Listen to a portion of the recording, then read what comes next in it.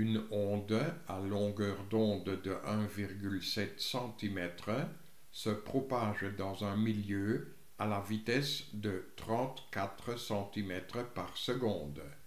Elle passe dans un deuxième milieu sous l'angle d'incidence de 60 degrés où elle se propage à la vitesse de 24 cm par seconde. Calcule l'angle de réfraction, la fréquence de la source de l'onde et la longueur d'onde dans le deuxième milieu. Donc voici la situation.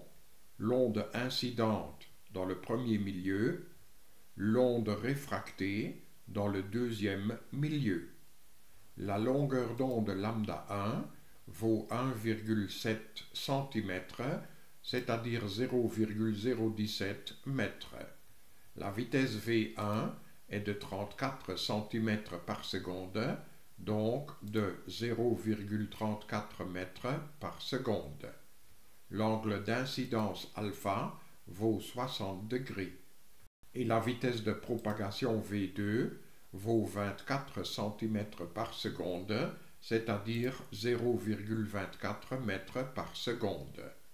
Nous cherchons l'amplitude β que nous exprimons en degrés, la fréquence commune aux deux ondes que nous exprimons en Hertz et la longueur de l'onde réfractée, lambda 2, que nous exprimons d'habitude en mètres. Commençons par β.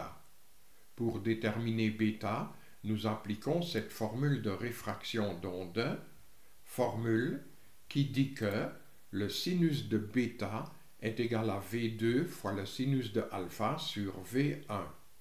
Nous remplaçons V2, alpha et V1 par les valeurs connues et nous trouvons ainsi pour β à peu près 37,68 degrés, comme ceci.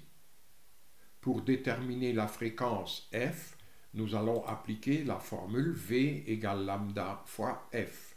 Donc, V1 est égal à lambda 1 fois f, dont nous déduisons que f est égal à V1 sur lambda 1.